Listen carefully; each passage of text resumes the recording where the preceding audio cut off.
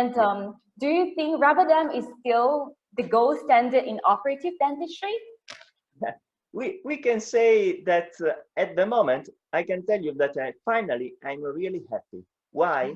Because I spent many years in trying to educate people in using rubber dam for the daily practice, because we have many benefits, only benefits. Yeah.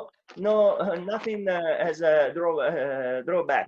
And rubber dam, we can say that rubber dam is a gold standard of the past, it's a gold standard of the present, and it will be a gold standard for the future. So I can tell you that in dentistry, we have seen a lot of technological devices that they are launched every 2 years at the main exhibition like IDS. So something really expensive, but at the end, probably the most important device that we have nowadays is represented again by rubber dam. Simple, but really effective, because it is the only device that can really protect us from aerosol, from the oral environment of the patient. And we have so many benefits. We can remove saliva. We can see better. We have a contrast. We can protect us and our assistant. We can work faster, better, in a more predictable way, and is unuseful because it's useful instead, because if we use adhesives and composite restorations, has no sense to don't use rubber dam. Yeah. No sense.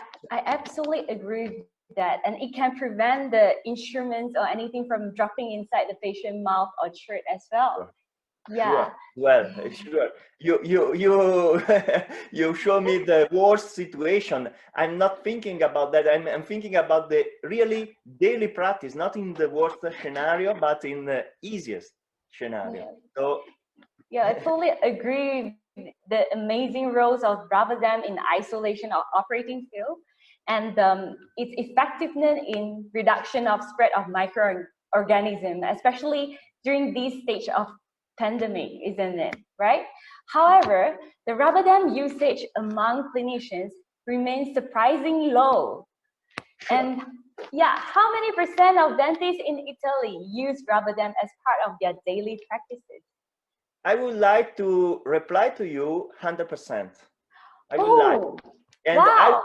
I would like, but unfortunately I can't, because I can tell you that in my opinion, in Italy, we, as considering GPs, considering specialists, we can say that around 60%, 60% of dentists, in my opinion, are using rubber dam.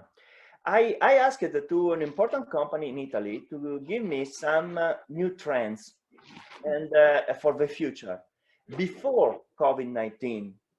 And they told me that, of course, rubber dam, it represents a good investment because it will be something that should be and will be inside our dental offices in the future, of course, before COVID-19. I can imagine now, if I ask them, what about rubber dam?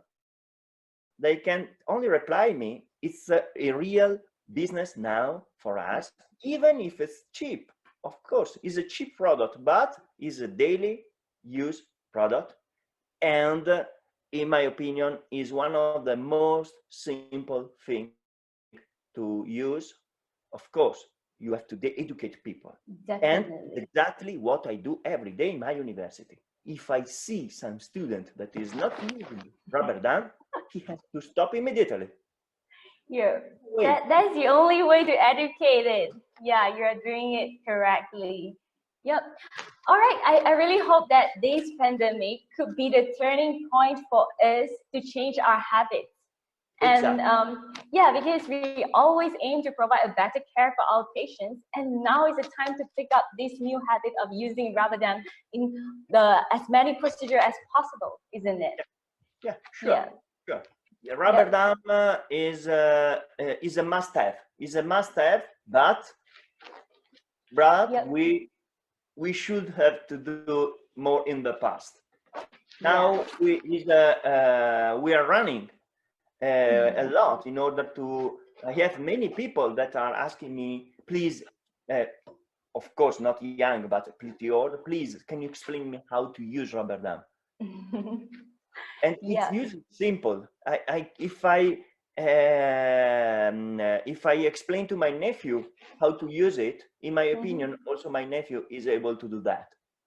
Oh, right. Yeah, I think placing rubber dam requires practices. That's why we need to train more dentists, either young or old, to really pick up this.